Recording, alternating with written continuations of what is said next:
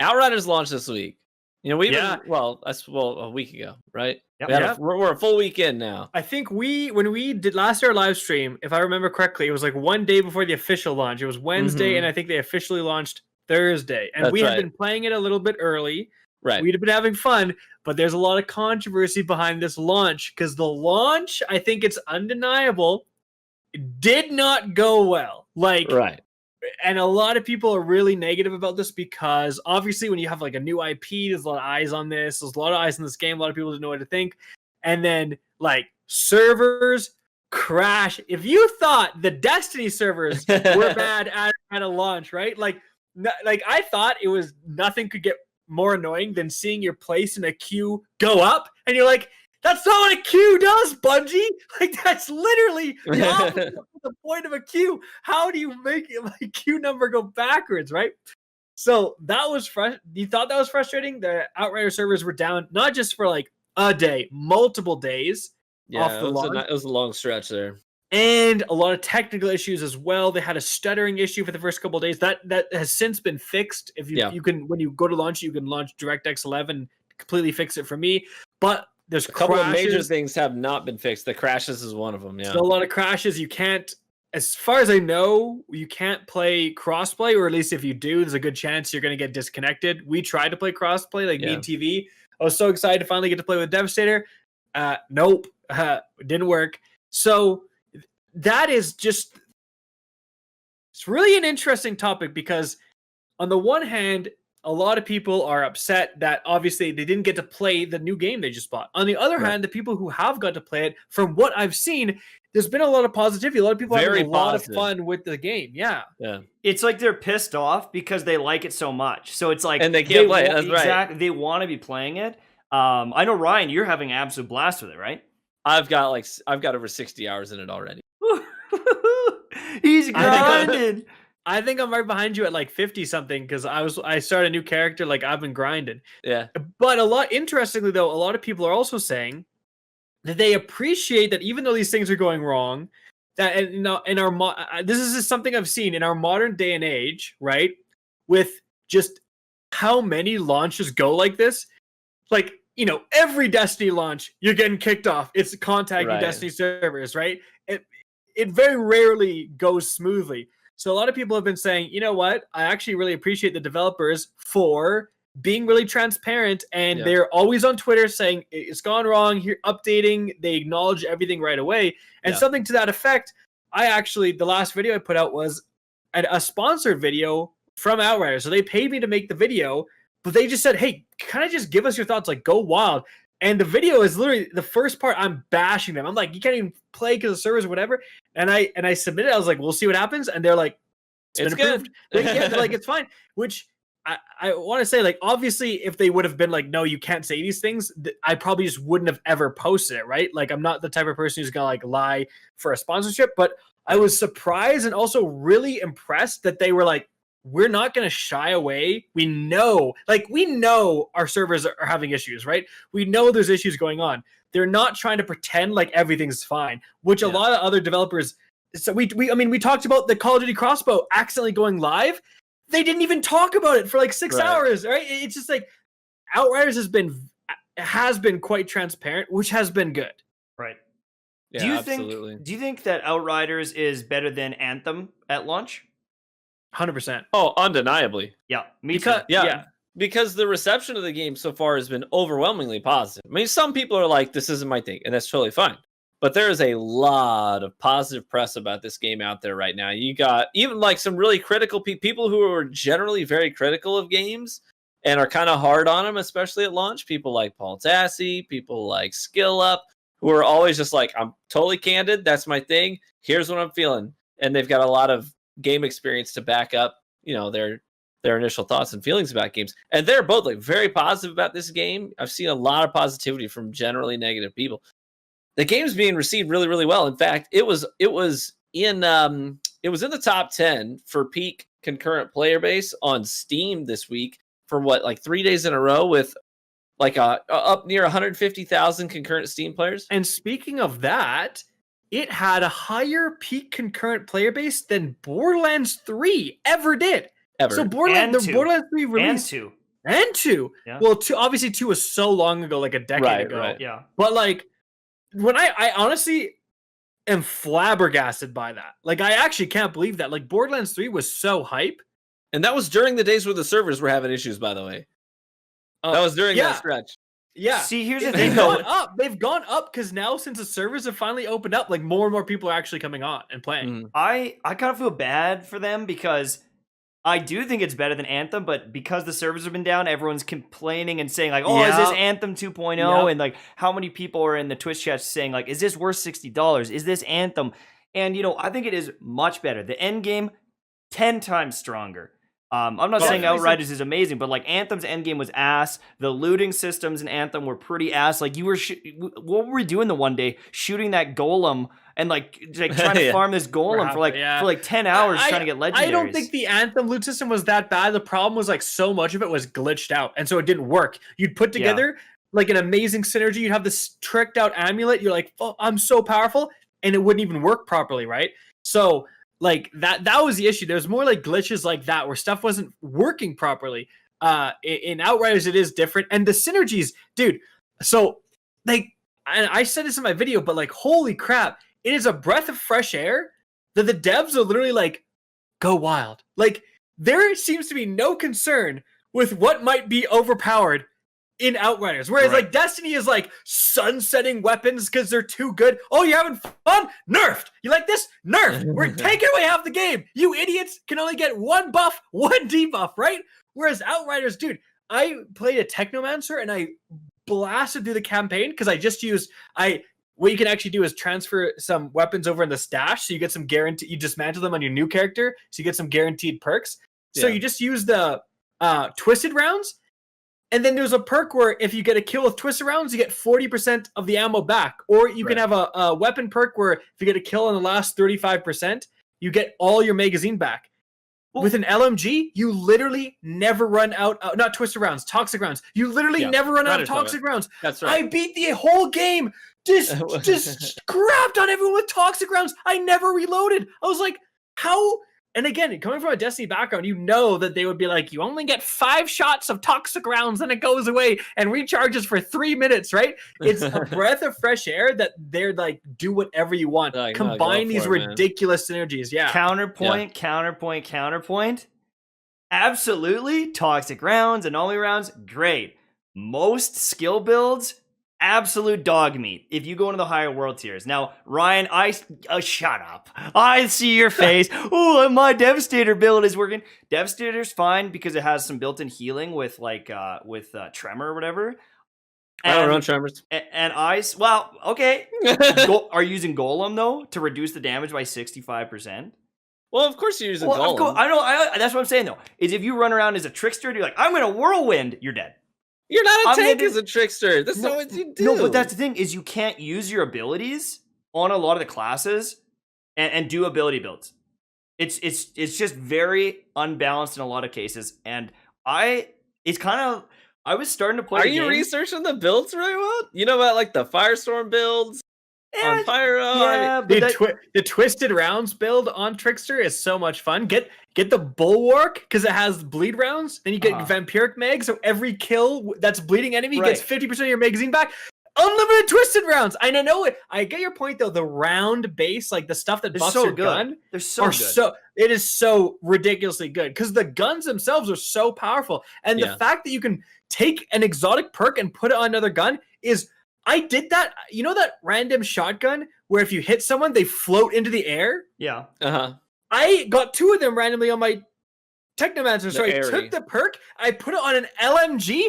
I'm literally spraying everybody, and they're all floating. Dude, bosses are floating in the air. I'm like, this game's a freaking joke now. I'm literally just gunning this guy down as he's floating in the air. But again, it's like kind of refreshing. It's like it doesn't take itself too seriously. It's just like go wild, get some insane synergies. Yeah, and a lot of those things, it's like it would be easy to criticize and say like, well, but does that make it too easy? And quite frankly, the answer is no, because they have this excellent system for customizing the difficulty level of your game with the world tier system and then the expedition tiers as well. Because those builds like that they're kind of fun and silly if you're playing casually, but if you take that into like a tier 10 to 15 expedition I don't know, man. I don't know if that's going to be all that Done it. useful. I did it. At tier 15? Yeah, tier 15 trickster build. You think I'm some kind of casual here? We're in tier 15. Yes, that's literally baby. what we all think. We all Oh. literally think that. Well, you No, I'm shouldn't. just kidding.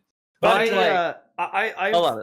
Go ahead. I think the game is definitely fun, but I personally have been like a little turned off by some of the jankiness and like the fact that the second I swap from like bottom tree trickster to top tree and like anomaly rounds, it was like, oh my god, this is like 3 to 4 times easier. And I made a video talking about world tiers and stuff. But like, if you go in the world tiers too fast, like your abilities aren't going to keep up. You don't need your them. damage is gonna tank. And every comment is like, "You're an idiot. I'm playing at max world tier with my anomaly rounds," and I'm like, there he is. And like, oh, I'm using my toxic rounds. I'm like, yeah, I know you are. I know you are because they're that good. It's a weird disconnect between the scaling of the weapons because you're getting your weapons to drop, and it feels like those have a lot of damage, and then you stack the anomaly rounds on. And it's just, I don't know. I think they need to also like look at like, okay, so like Earthquake gets bonus damage. I think they need to just up that like 30, 40%. So you're not having to use 2 abilities all the time to kill an enemy or whatever. It just seems like the ratios need a small adjustment for those builds to be upfront and like on par. Because right now, if you're speed running through those and you're trying to get the best rewards, it's all about speed. And if I can kill it 3 times faster, just headshotting it with anomaly rounds, it's like kind of getting boring. I agree, but I think that you got to remember that certain abilities, certain perks scale with level. So like if you have a perk that's like added 4,000 weighted knife or like the knife damage, if you level that piece of gear up, it's going to go to 4,500, and if you level it up, it's going to go to 5,000. So like a lot like weapons, you need like whatever your max gear score is, you want a weapon of that max gear score because it's so important for DPS. But if you that is a downside of running an abilities build, then you're going to need like multiple of your armor sets with those perks to be max tier to be. So hopefully they can go in and adjust some things and balance some stuff. I think another super dumb thing, if I'm being honest, is if you're doing those drop pod missions, you know how if you do a few, you get drop pod resources, and then it lets you, it unlocks other ones. We have to pay drop pod resources to do them.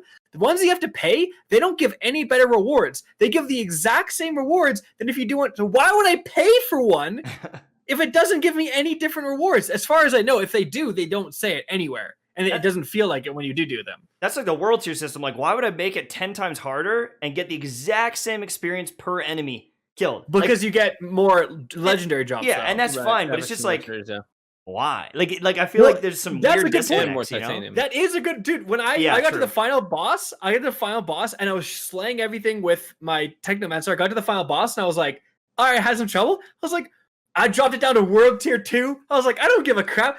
And it just beat it in 2 seconds. And I'm like, I'm not even going to get legendaries from this guy because it like goes right into a cutscene and you don't even get rewards really. You get a guaranteed legendary at the end of the campaign because there's a chest waiting for you. I think you get that later. Or no, I got that chest, but I turned my world tier back up. The thing is, though, is you can bring gear to like your max level, right? And I feel like it's not too expensive. Like you definitely need a farm. But I was watching like that solid FPS guy, and he had a level of 9 gun that he had farmed in the demo. Yeah. And he was like leveling it up, and he was like 32 titanium, and he had like 40,000. I know he's like been farming a ton, but he brought it up, and like compared to the resources he had, it was pretty minuscule.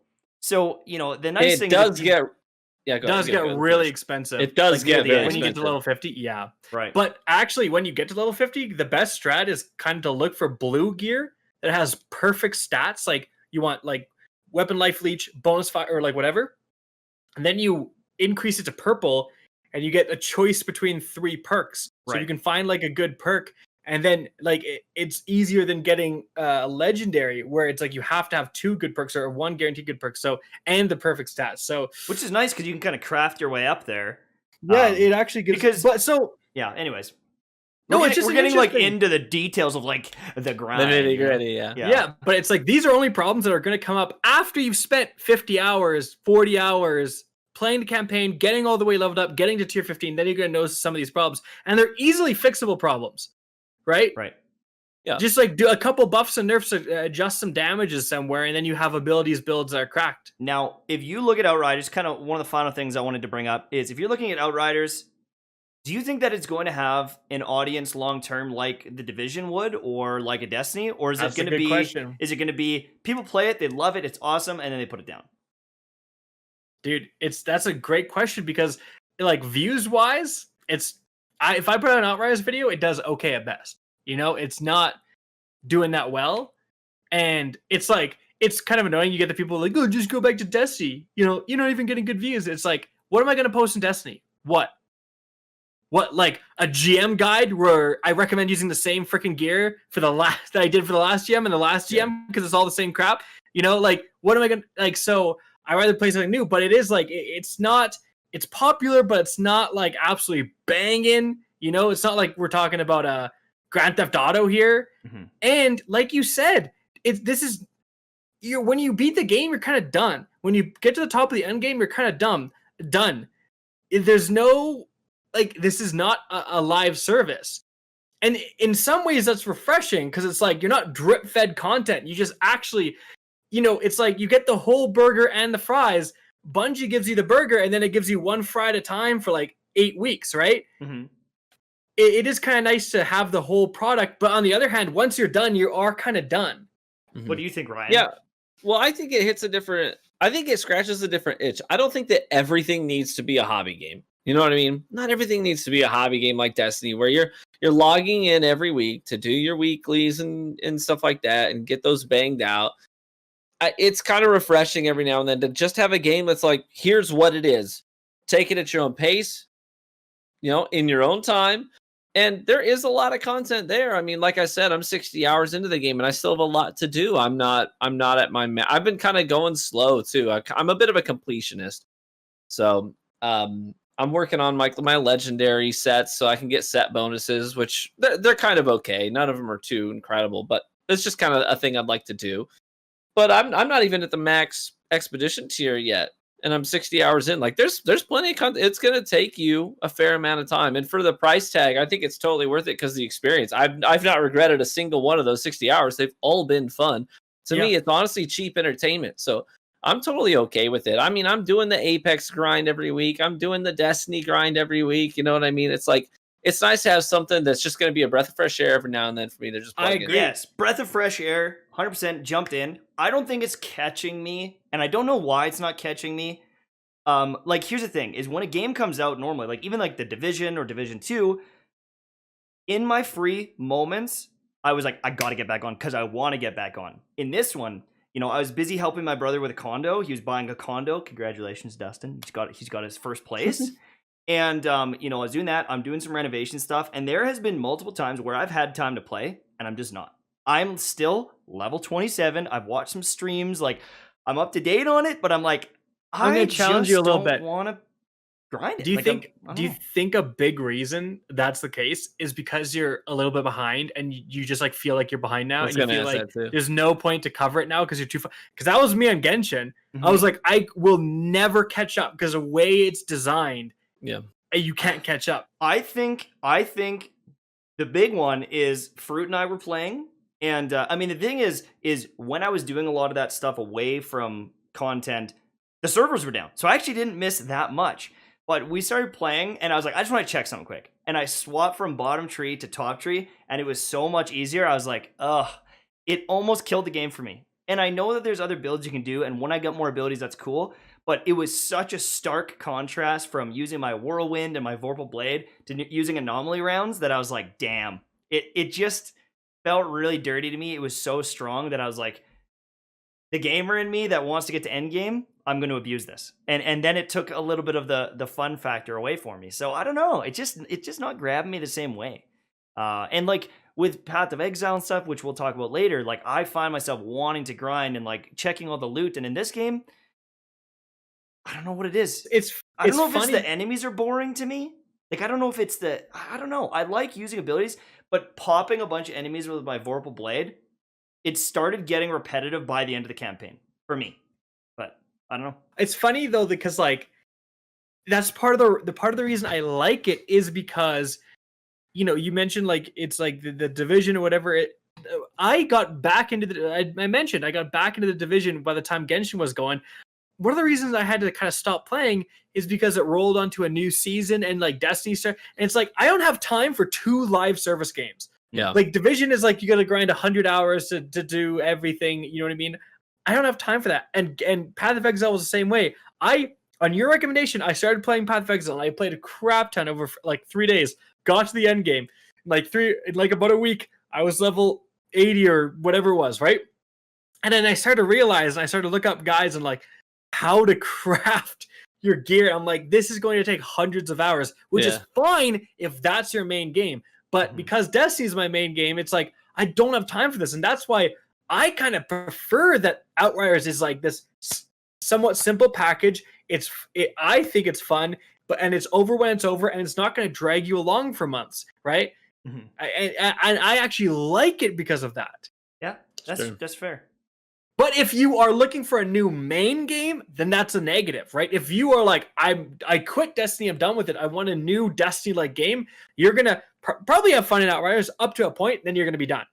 So it depends on what you're looking for. It also depends on how much game time you have. Like I got some buddies of mine that, their game time is kind of limited. They work full-time jobs. Yeah. They got families, and so their game time is kind of limited. So for them, a game like Outriders, even to do 60 hours of gameplay, while for me it took a week, for them it might take 2 months. You know what I'm saying? Mm-hmm. But the thing is, and I think we kind of really got a little bit off topic, because the original the interesting topic was like, it's so interesting watching this game, and even Tash, you said it didn't grab you, but this is not like a terrible game, right? When it functions well.